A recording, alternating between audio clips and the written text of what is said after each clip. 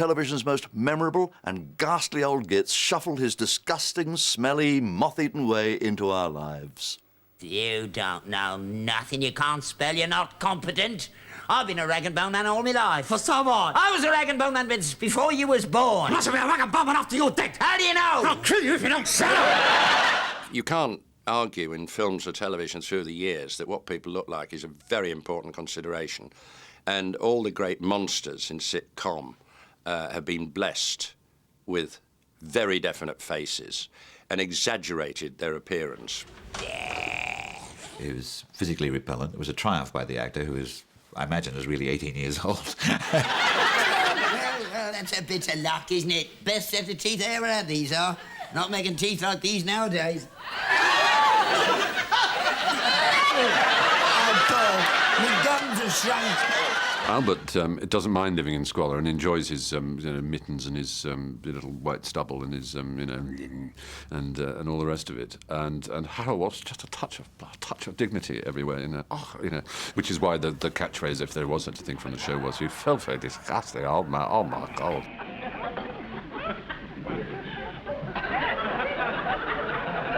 You dirty old man! There was a lot of the repulsion about the old man. There were lots of scenes where he was eating, or, I don't know, maybe putting whiskey into tea bags or something. The horrible combinations that were just so repulsive, which is just another example. It threw your sympathies towards the younger Steptoe.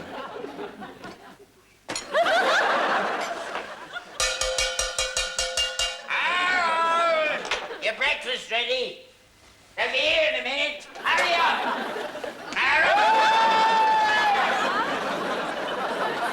Father, do not be so raucous. Oh, God, look what the cat's dragged in. I think the father relishes shooting him down. I think he relishes it. Because what it does is it reaffirms their closeness. He knew that he could make him do exactly what he wanted by doing the sad old man trick on him. Every time he pulled it, it worked, because Harold loves his dad. No, it'd be better if I just stay here by myself, and then they won't know. You can't stay here by yourself. Well, I've no option, have I? Oh, don't you worry, I'll be all right. There'll be plenty to do. I'll go down to the cemetery and sit with your mother. Although his dad maybe protects him from the harsh realities of life where old Harry H. would have got shot down or disappointed, there's also the chance that he might have succeeded as well. That's another thing you never helped me with. I mean, my teacher said that I was musically inclined and you ought to encourage me. But you wouldn't buy me a piano, would you now? You taught me how to whistle instead.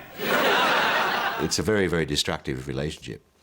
And it goes on being destructive. There's always something more to destroy. That's the strength of the sun. He never stops dreaming.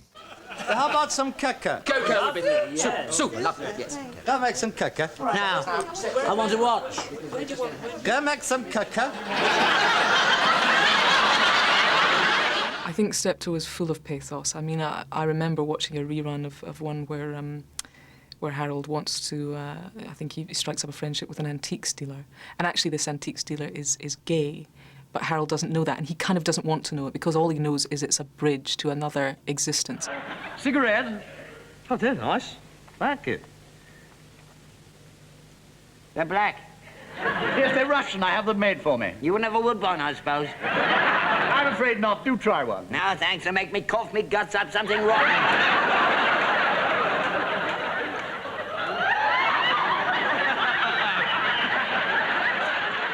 It's a very advanced kind of plot, because it was quite an early one. They were just extraordinary writers, Gorton and Simpson, and they can be credited, in a sense, with giving British television the space to have that kind of comedy. But you'll get yourself talked about. Talked about by whom, Fry? The neighbours, for a start. The neighbours? You don't think I'm seriously concerned with the tittle-tattle of the local petit bourgeoisie, do you? I mean, what would they know of the beauty of the Homeric union between two cultured minds? Harold, you're on the turn. When I watched the episodes, I wanted the son desperately to escape. The price for that, there wouldn't be an episode next week. Because you want to, you know he's not going to, but you think, well, maybe this time he can do it. But no, he'll never get through that door. Not to put too fine a point upon it, Dad, your very presence tends to impinge upon my aesthetic moments, my little bits of relaxation. In other words, I get on your tits.